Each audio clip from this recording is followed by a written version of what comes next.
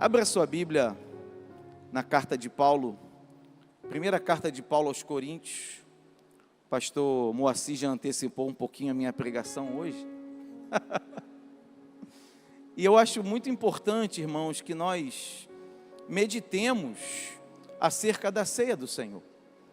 Porque nós somos um povo instruído, somos um povo inteligente, nós somos a igreja da palavra. Não fazemos um ato sem sentido. Quando nós participamos da ceia do Senhor, existe um significado, existe uma razão, e a Bíblia nos ensina isso. Nessa noite eu quero meditar acerca de alguns aspectos da Santa Ceia. Eu quero te instruir, eu quero te ensinar, porque essa é uma função pastoral. Ensinar a igreja acerca da palavra do Senhor, para que verdadeiramente vivamos conforme a palavra com entendimento. Cumpramos aquilo que a Bíblia nos ensina com uma mente lúcida, com uma razão esclarecida. Não somos um povo levado por emoções, não. Nós somos um povo racional. A Bíblia manda nós apresentarmos ao Senhor o nosso culto racional, ou seja, é um culto em que nós refletimos acerca daquilo que Jesus nos ensinou. Ele não nos ensinou práticas infundadas, não. Se nós hoje realizamos a Santa Ceia, é porque ela tem um significado muito importante para nós. E eu quero refletir acerca de alguns aspectos, algumas características da Santa Ceia do Senhor. 1 Coríntios, capítulo 11, versículos 23 ao 32. Porque eu recebi do Senhor o que também vos ensinei, que o Senhor Jesus, na noite em que foi traído, tomou o pão, e tendo dado graças, o partiu e disse: tomai, comei, isto é o meu corpo que é partido por vós, fazei isto em memória de mim.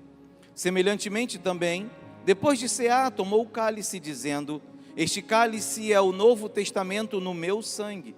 Fazei isto todas as vezes que beberdes, em memória de mim. Porque todas as vezes que comerdes este pão e beberdes este cálice, anunciais a morte do Senhor até que venha. Portanto, qualquer que comer este pão ou beber o cálice do Senhor indignamente, será culpado do corpo e do sangue do Senhor. Examine-se, pois, o homem a si mesmo, e assim coma deste pão e beba deste cálice. Porque o que come e bebe indignamente, come e bebe para a sua própria condenação, não discernindo o corpo do Senhor. Por causa disso, há entre vós muitos fracos e doentes, e muitos que dormem. Porque se nós nos julgássemos a nós mesmos, não seríamos julgados. Mas, quando somos julgados, somos repreendidos pelo Senhor, para não sermos condenados com o mundo. Diga glória a Deus. A primeira característica, ou o primeiro aspecto que eu quero destacar dessa palavra para a nossa reflexão, é o seu caráter transcendental, é a sua espiritualidade. Eu preciso ter plena convicção de que a Santa Ceia, ela não é um ato marcado por uma prática simplesmente humana. Nós não pegamos simplesmente o cálice e tomamos. Nós não pegamos simplesmente o pão e comemos. A Santa Ceia, ela vem diretamente do Senhor para a sua igreja. Há um caráter transcendental. Paulo é claro, Paulo diz assim, porque eu recebi o que também vos ensinei. Então aquilo que nós aprendemos e aquilo que nós praticamos não é um ato qualquer. Não nos reunimos para comer ou beber, não. Nós nos reunimos para ter uma atitude de acordo com aquilo que o próprio Jesus ensinou à sua igreja. A Santa Ceia é um ato especial, irmão. A Santa Ceia é um ato espiritual. A Santa Ceia não é como um momento em que reunimos a nossa família para ter ali um momento de alegria, ou reunimos amigos, ou vamos a um restaurante para comer e beber. Não! A Santa Ceia, ela tem um caráter espiritual. E como ela é espiritual, nós somos abençoados por bênçãos espirituais. Deixa marcada a sua Bíblia em Coríntios, mas vai comigo até Efésios capítulo 1. Não tira Coríntios não, porque eu vou voltar. Eu quero destacar isso, porque nós vivemos num mundo terreno e material. Nós precisamos na terra de dinheiro, nós precisamos de um lugar para morar, nós precisamos ter um meio de transporte, seja ele um meio privado, particular, seja ele um meio público, mas nós precisamos nos locomover. E o nosso Deus é um Deus que nos abençoa em todas essas coisas. O nosso Deus é um Deus que abre porta, você crê nisso? O nosso Deus é um Deus que nos aprova em concursos públicos, você crê nisso? O nosso Deus é um Deus que abençoa a nossa família, você crê nisso? O nosso Deus é o Deus da provisão, da proteção, Ele abençoa a nossa casa, Ele cura as nossas enfermidades, mas todas essas são bênçãos terrenas. São bênçãos que alcançam a nossa vida física, a nossa vida material. São bênçãos que nós precisamos aqui na terra para poder viver. Mas a Bíblia fala de bênçãos melhores do que essas. A Bíblia fala de bênçãos espirituais. E quando nós nos reunimos para fazer parte da Santa Ceia, e você já aprendeu que a Santa Ceia, ela não é um ato humano ou material. A Santa Ceia é um ato espiritual. Porque eu recebi o que também vos ensinei. Como ela é um ato espiritual, nós somos alcançados por bênçãos espirituais. E aí eu quero que você leia comigo Efésios capítulo 1, versículo de número 3. Bendito Deus e Pai de nosso Senhor Jesus Cristo, que nos tem abençoado com toda sorte de bênção espiritual nas regiões celestiais em Cristo. Nessa noite Deus tem bênçãos para nós, não apenas materiais, mas Deus tem bênçãos para nós que são espirituais. Desde já eu quero profetizar na sua vida essas bênçãos. Bênçãos espirituais, que são muito superiores a qualquer bênção material que possamos receber. Note bem, não estou negando as bênçãos materiais, físicas, terrenas que Deus nos dá, não. Mas eu nessa noite quero profetizar sobre a sua vida bênçãos maiores, bênçãos espirituais. A Bíblia fala de toda sorte de bênção espirituais nas regiões celestiais em Cristo Jesus. Oh, aleluia! O versículo 4 de Efésios 1 diz que assim como nos escolheu nele antes da fundação do mundo para sermos santos e irrepreensíveis perante ele e em amor. Quando eu leio esse texto, eu vejo uma grande bênção espiritual. Que bênção é essa, pastor? A bênção da santificação. Se você nunca marcou na sua Bíblia, marque, porque Ele nos escolheu nele, em Cristo, antes da fundação do mundo, para sermos santos e irrepreensíveis. Eu quero nessa noite declarar santidade na sua vida. Oh Jesus, ajuda-nos a vencer as batalhas, as lutas, as tentações, aquilo que nos afasta, aquilo que impede, aquilo que atrapalha, aquilo que toma nossa mente, aquilo que tenta impedir que essa bênção espiritual da santificação esteja sobre nós. Fala assim: Senhor, me santifica nessa noite. Santifica os meus olhos, pede ao Senhor. Santifica o meu coração. Limpa minha mente de toda maldade, de toda poluição terrena. Limpa minhas mãos, limpa o meu corpo e faz de mim um homem, uma mulher santificado pela tua palavra. A Bíblia diz: e conhecereis a verdade, e a verdade vos libertará. A tua palavra é a verdade. Santifica-nos na tua palavra, ó Senhor, aleluia.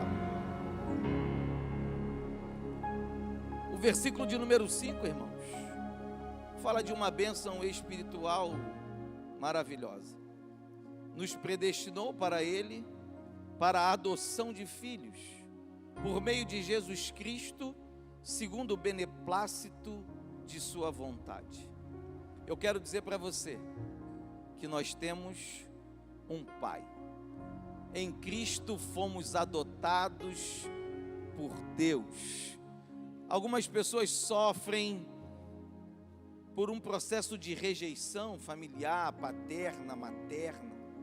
Mas você que faz parte da igreja de Cristo, você que tem acesso ao Senhor por meio de um ato espiritual que é a Santa Ceia, você tem essa bênção espiritual sobre a sua vida, que é a adoção de filhos. Deus é nosso Pai. Você pode dizer isso?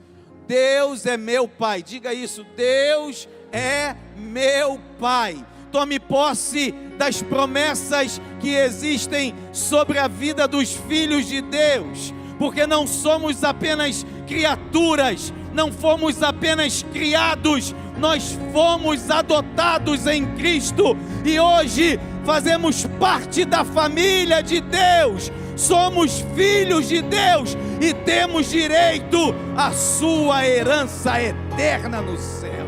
Oh, aleluia! Louvado para sempre seja o nome do Senhor Jesus. O texto continua no versículo 6 e diz que para louvor da glória de sua graça, que Ele nos concedeu gratuitamente no amado. Esse texto fala de duas bênçãos espirituais tremendas para a nossa vida. Quando você faz uma exegese, eu sei que você veio na aula da escola dominical domingo, quem veio aqui domingo, ontem, né? Na aula, você já aprendeu um pouquinho do que é exegese e do que é hermenêutica, amém, irmão? Quando você faz uma exegese desse texto, a segunda parte diz que Ele nos concedeu gratuitamente no amado. O que Ele nos concedeu gratuitamente no amado? Permitam-me aqui um parênteses da língua portuguesa. Esse que é um pronome relativo, e ele faz referência a substantivos que o antecedem. Quando eu olho para o texto, eu encontro a graça e a glória, para o louvor da glória da sua graça que Ele nos concedeu. Então, em primeiro lugar, eu quero dizer para você que nós fomos alcançados pela graça do Senhor. Fomos alcançados pela graça do Senhor, porque pela graça sois salvos, por meio da fé. Não vem de vós, para que ninguém se glorie. Se estamos aqui hoje reunidos como igreja, é porque fomos alcançados pela graça. Agradeça a Deus pela maravilhosa graça que nos alcançou e nos libertou e nos livrou de todo pecado, e hoje somos livres para adorar o nome do nosso Deus. Mas não fomos alcançados apenas pela graça. A Bíblia diz também que fomos alcançados pela glória do Senhor. E a glória do Senhor se manifesta no meio do seu povo, a fim de que Ele seja conhecido e adorado. A glória de Deus está aqui nessa noite. A glória do Senhor está aqui nessa noite. Eu queria que você pudesse contemplar com olhos espirituais, que você pudesse sentir com sentidos espirituais, porque nós estamos aqui reunidos numa igreja, isso não é à toa, o próprio Cristo está em nosso meio. Ele declara que onde estiverem 2 ou 3 reunidos no seu nome, Ele se faz presente. O nosso Senhor Jesus está aqui, a sua glória se manifesta neste lugar. Sinta a presença do Espírito Santo de Deus sobre a sua vida. São bênçãos espirituais, irmãos, que o mundo não tem acesso. Só tem acesso à graça, à glória, à adoção, à santificação, aquele que crê em Jesus Cristo como Senhor e Salvador e já entregou a Ele a sua vida e busca viver cada dia conforme a sua palavra. Por isso, se alegre nas bênçãos que só o povo de Deus tem direito de receber. Oh, aleluia! O versículo 7, ele é tremendo, irmão. Versículo 7 de Efésios capítulo 1 diz: no qual temos a redenção pelo seu sangue, a remissão dos pecados, segundo a riqueza da sua graça. A riqueza da graça de Deus nos concede redenção e remissão. O que significa a redenção? O conceito de redenção diz o seguinte: é o ato de adquirir de novo, de resgatar, de tirar do poder alheio, do cativeiro. É livrar-se de um passado arriscado, é livrar-se das penas do inferno. Eu quero declarar aquilo que a Bíblia diz sobre a sua vida: não há autoridade do inferno sobre você e sobre a sua casa, porque você foi alcançado por essa redenção, você foi adquirido de novo por Deus, você foi resgatado, você foi retirado do poder das trevas, do poder do cativeiro, você foi liberto de um passo arriscado, você está livre das penas do inferno, você é a igreja do Deus vivo e as portas do inferno não prevalecerão contra a sua vida. A redenção de Cristo já te alcançou, aleluia.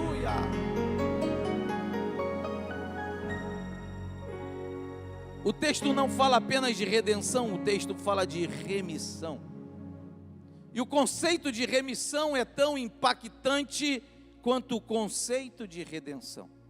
Enquanto a redenção fala de uma nova aquisição, fala de um resgate, fala de uma libertação de um poder maligno, a remissão fala de um perdão completo e pleno por meio da compaixão, da misericórdia e sem nenhum ônus para aquele que é alcançado. Fomos alcançados pela remissão do Senhor Jesus. Pelo seu sangue nós fomos redimidos de todo o pecado. A Bíblia diz que em Cristo nós somos nova criatura. As coisas velhas já passaram e eis que tudo se fez novo. Isso está sobre você nessa noite. Toma posse dessa bênção espiritual. E nada pode se comparar a essas bênçãos, irmão. As bênçãos espirituais que nós temos sobre a nossa vida por meio do sacrifício e da ressurreição de Cristo, que hoje nós trazemos à nossa memória por meio da Santa Ceia. A Bíblia diz em Romanos 8,18: porque para mim tenho por certo que as aflições deste tempo presente não são para comparar com a glória que em nós há de ser revelada. Continua firme na jornada da fé, continua ligado com Jesus, irmão. Nada vai impedir que você alcance a sua vitória. E a vitória do crente, a maior vitória da igreja, não está na terra, está no céu. Eu vou morar no céu. Declara comigo: eu vou morar no céu. Mais uma vez: eu vou morar no céu. Bem forte agora: eu vou morar no céu. Oh, aleluia! Aleluia. Se alegra, aplaude ao Senhor, diga glória a Deus. Sinta a presença de Deus sobre você. Eu acho que você já entendeu o caráter espiritual e transcendental da ceia do Senhor e as bênçãos que nós recebemos, bênçãos da igreja. O segundo aspecto que eu quero trazer para você, volta lá em 1 Coríntios, é um aspecto muito interessante de se entender. E eu preciso chamar a sua atenção para essa ministração que eu estou trazendo para você nessa noite. É uma ministração em que, sem dúvida, somos impactados pelo Espírito. Mas eu queria que você compreendesse essas verdades bíblicas, porque são as verdades que fundamentam a nossa fé. Nós vivemos um mundo relativizado. O relativismo tomou conta de tudo e prega que não existem verdades absolutas. Mas nós não vivemos conforme o mundo. Nós somos povo de Deus na terra. E para o povo de Deus na terra, as verdades bíblicas são absolutas, sim. Não abrimos mão daquilo que a Bíblia diz. E é por isso que temos que conhecer a palavra, nos aprofundar na palavra, para que possamos verdadeiramente viver a palavra. 1 Coríntios 11, 24 diz assim: tomai, comei, isto é o meu corpo que é partido por vós. A ordem que Paulo nos dá em relação à ceia é: tomai, comei. Comer o quê? O pão. Mas o texto diz que o pão é o corpo. No versículo 25 diz: semelhantemente também depois de cear, tomou o cálice, dizendo: este cálice é o novo testamento no meu sangue. Em João capítulo 6, se você quiser ir até lá, eu acho até que vale a pena. Jesus tem um diálogo que impacta as pessoas. E no final desse capítulo, muitos daqueles que o seguiam, porque gostariam apenas das bênçãos terrenas, abandonam Jesus. Mas Jesus fala algo que é espiritual, porque está dentro do contexto da ceia, e as pessoas não conseguem compreender. É por isso que eu quero que a sua mente hoje se abra para entender a espiritualidade. No versículo 53, Jesus diz assim: eu afirmo a vocês que isto é verdade. Se vocês não comerem a carne do Filho do Homem e não beberem o seu sangue, vocês não terão vida. Quem come a minha carne e bebe o meu sangue tem a vida eterna, e eu o ressuscitarei no último dia.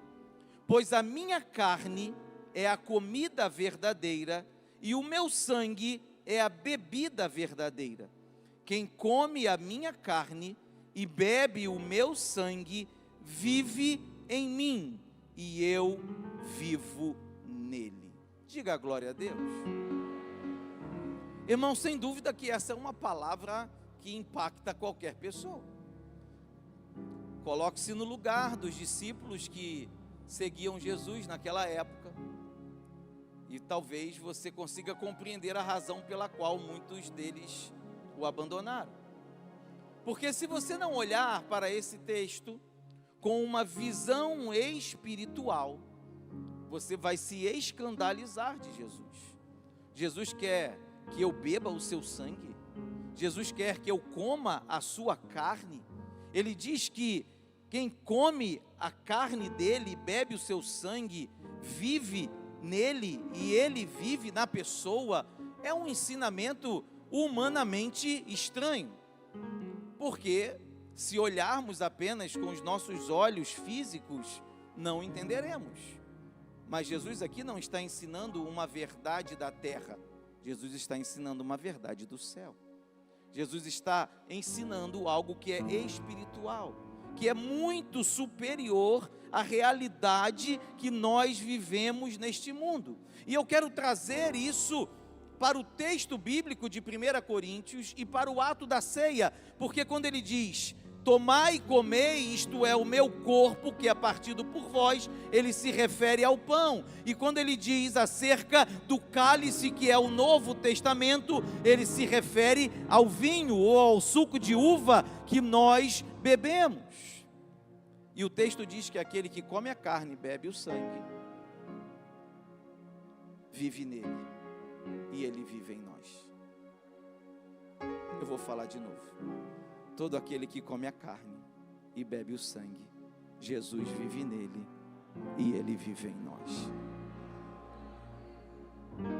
Há uma identidade, há um pertencimento. Eu e você estamos em Cristo, e Cristo está em nós. Diga isso: eu estou em Cristo, e Cristo está em mim,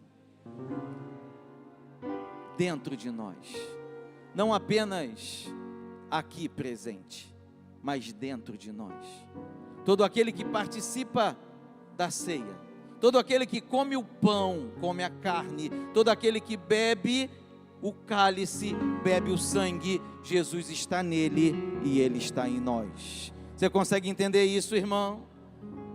Essa é uma verdade, é um aspecto da Santa Ceia que eu não posso deixar de ensinar, porque existem tantas pessoas vazias no mundo, existem tantas pessoas que sofrem de depressão, de angústia, existem tantas pessoas que vivem em isolamento social.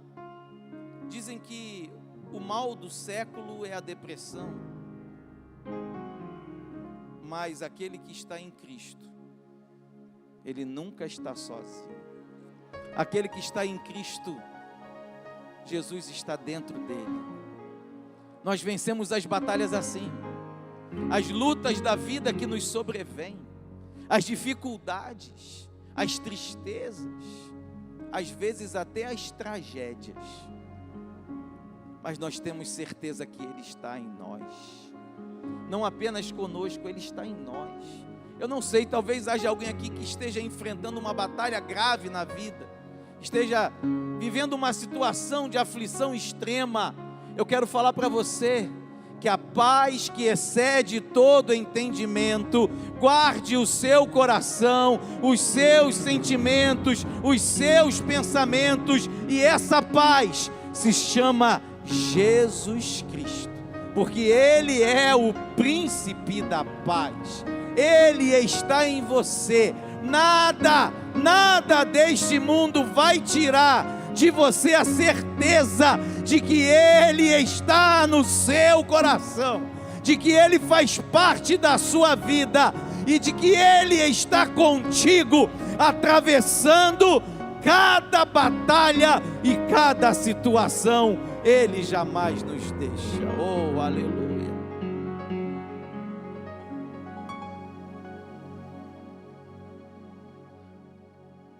Terceiro aspecto, ele faz parte de um contexto maior do capítulo 11. Porque quando a ceia foi instaurada, ela tinha uma peculiaridade. O pastor Gilberto Macedo está ali me olhando assim, ó. O povo se reunia e não era somente um cálice e um pedacinho de pão. O povo fazia uma grande festa. Era chamada festa ágape pela igreja primitiva. E todos traziam alguma coisa para comer. Não é de hoje que crente não bebe, mas come, irmão. Lá no Nordeste, então, Jesus, haja comida. O café da manhã do Nordeste tem até rabada. Nunca vi isso. E o povo ia comer. Era uma festa. Já viu quando a gente faz assim, um café comunitário, uma festa, cada um traz um bolo, cada um traz um salgadinho, o outro traz um suco, e todo mundo ia trazendo as suas comidas. Só que o povo estava fazendo errado. E é por isso que é tão importante que haja igreja, que haja pastores, que haja ensino e que haja correção. Porque a grande verdade é que o nosso coração tem uma grande tendência para aquilo que não presta. Você concorda comigo? A Bíblia diz, lá em Gênesis capítulo 4, quando Deus fala com Esaú acerca do seu pecado, ele diz: o pecado está na porta, e para ele será o teu desejo, mas você deve dominá-lo. Então é importante que haja correção para que nós não erremos. Olha o versículo 17 do 1 Coríntios 11. Eu vou ler na versão NVT, mas dá para você acompanhar na sua. Ele diz assim, olha: nas instruções a seguir, eu não posso elogiá-los, pois quando vocês se reúnem, fazem mais mal que bem. Ele está falando da ceia, irmão.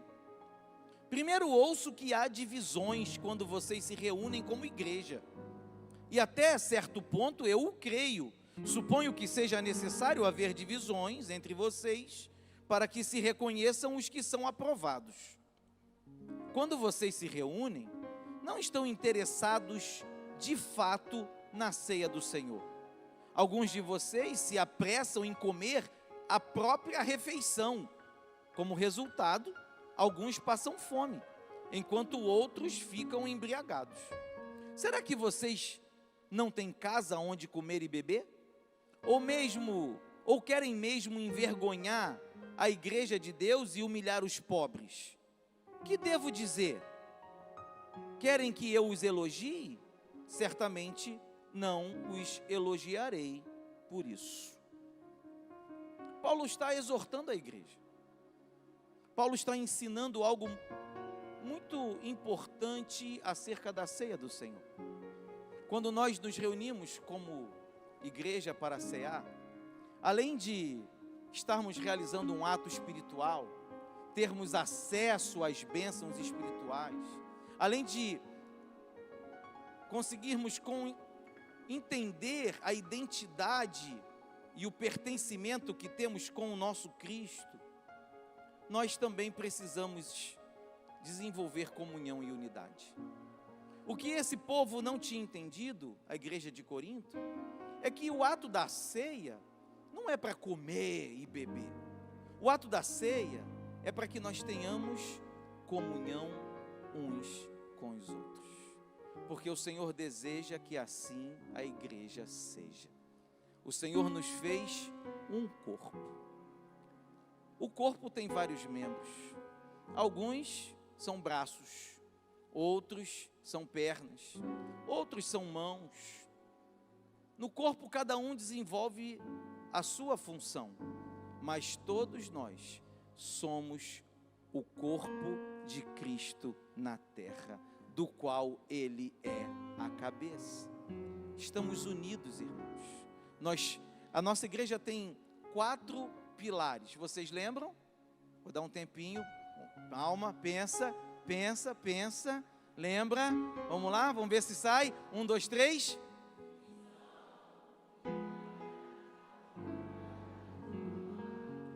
Pode melhorar um pouquinho, hein?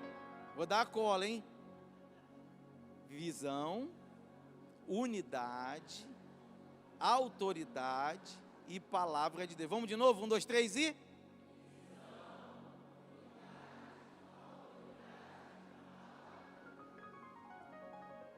Nós precisamos ter unidade como corpo de Cristo.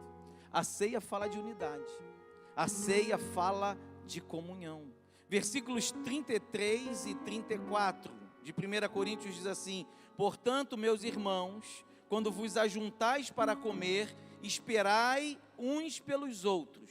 Mas se algum tiver fome, coma em casa, para que não vos ajunteis para a condenação. O que importa não é o que se vai comer. O que importa é a união que temos quando participamos da ceia do Senhor. Fala para o seu irmão aí do lado: eu tenho comunhão contigo. Fala para o outro lado: eu tenho comunhão contigo. Fala para ele: nós somos o corpo de Cristo. Estamos unidos em Jesus. Oh, irmão, como é bom fazer parte da igreja. Como é bom estarmos juntos. Como é bom chegar na igreja e a paz do Senhor para o irmão. Como é bom estarmos juntos e poder saber que juntos nós vencemos as batalhas e chegamos mais longe. É bom, Deus quer que que não haja divisões na igreja.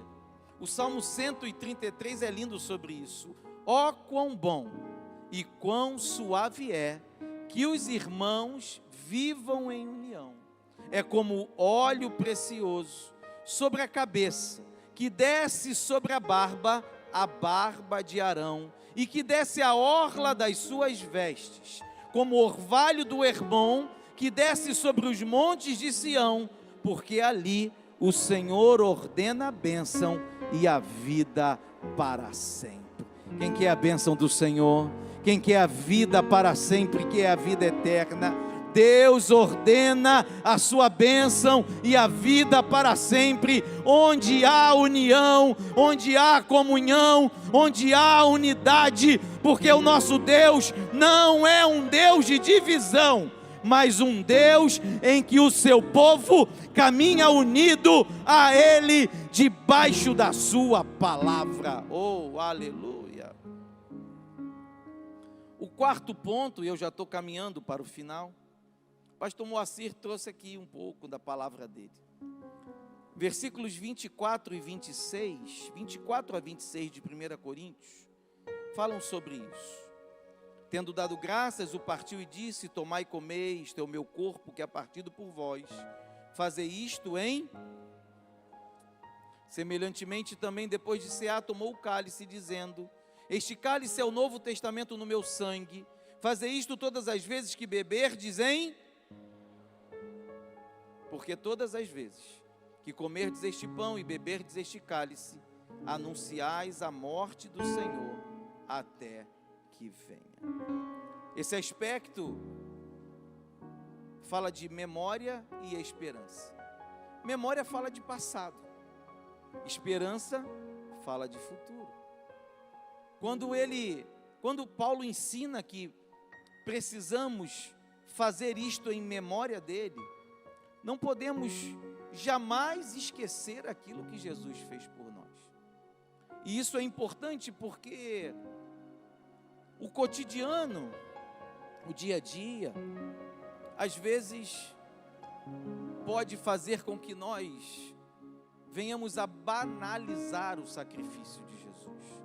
Mas pastor, o que significa banalizar? Ele se torna tão comum que perde a importância. A gente já não consegue mais vislumbrar o que foi esse sacrifício. E irmãos, pensem bem, o nosso Senhor Jesus deixou a sua glória, o Deus que se fez homem, o Deus que nasceu como um menino, o Deus que cresceu como uma criança, o Deus que sofreu humilhação, o Deus que padeceu a pior morte da sua época, a morte de cruz, para que eu e você hoje pudéssemos estar aqui. Ele é digno de glória, Ele é digno de honra, Ele é digno do nosso reconhecimento.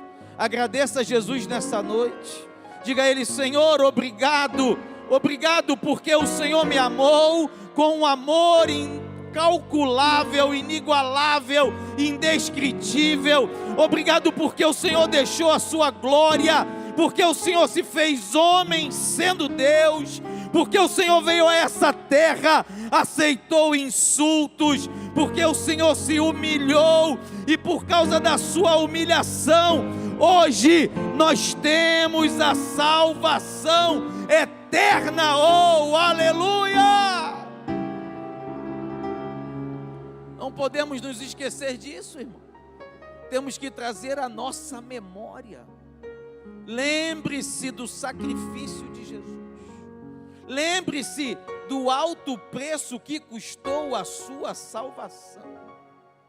Porque não foi com prata nem ouro, nem com coisas corruptíveis que nós fomos comprados, mas com o precioso sangue de Jesus. A nossa liberdade, a nossa salvação foi comprada com a morte do Filho de Deus. Não posso me esquecer disso. Traga a memória hoje, pense sobre isso, que haja gratidão no seu coração, que haja no seu coração quebrantamento, que haja na sua mente uma convicção daquilo que Jesus fez por você. Preciso trazer à memória o sacrifício de Jesus. Mas esse texto, ele termina com algo muito especial.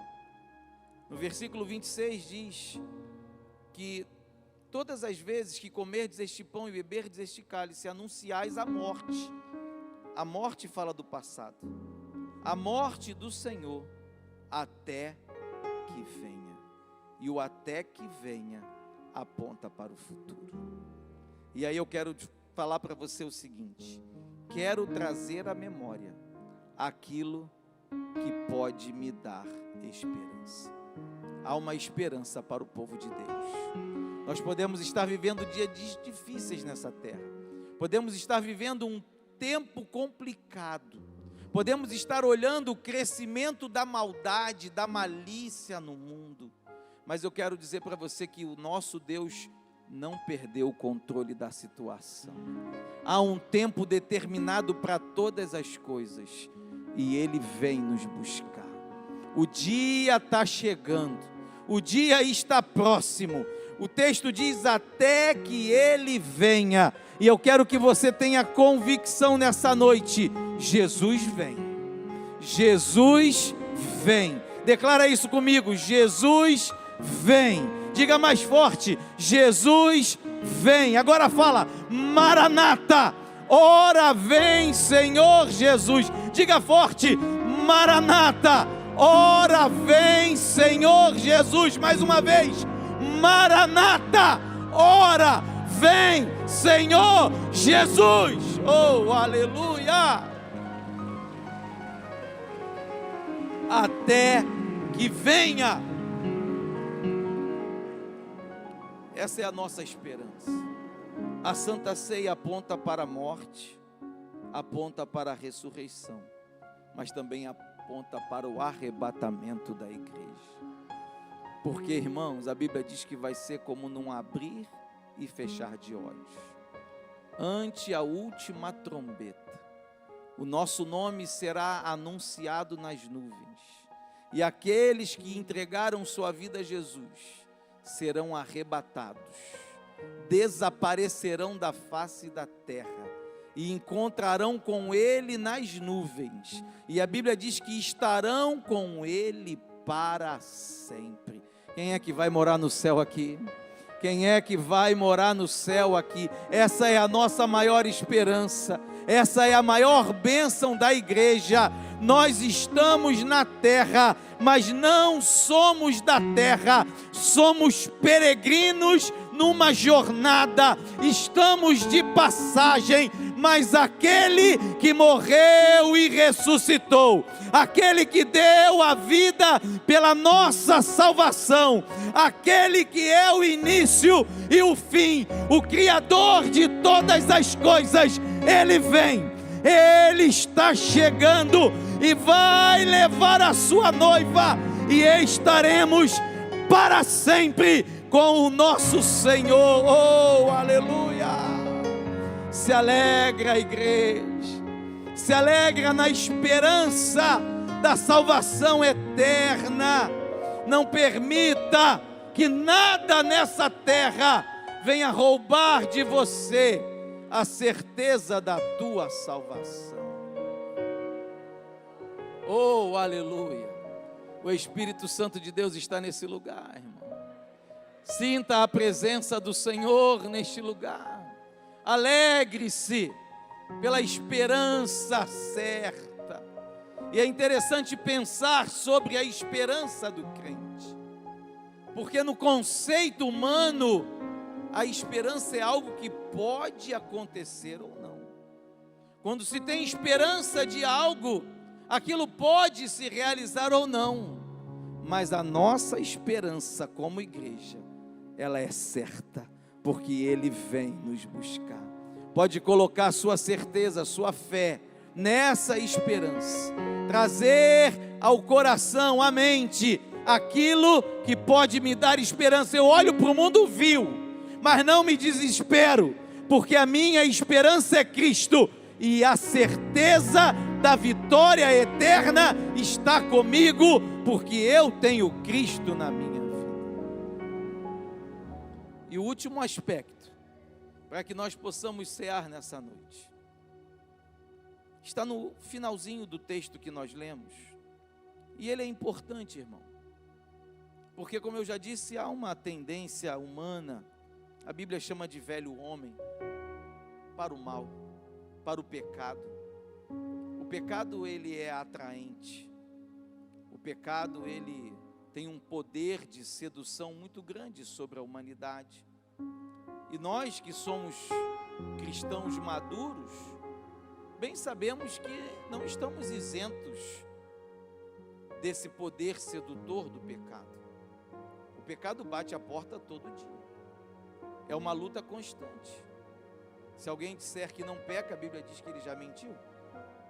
Cada dia é uma batalha para vencermos a nós mesmos, para permanecermos na presença do Senhor, para que os nossos pensamentos, as nossas palavras e as nossas atitudes sejam agradáveis a Deus.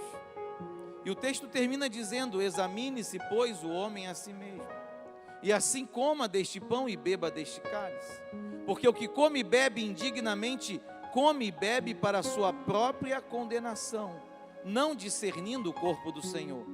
Porque se nós nos julgássemos a nós mesmos, não seríamos julgados. Mas quando somos julgados, somos repreendidos pelo Senhor, para não sermos condenados com o mundo.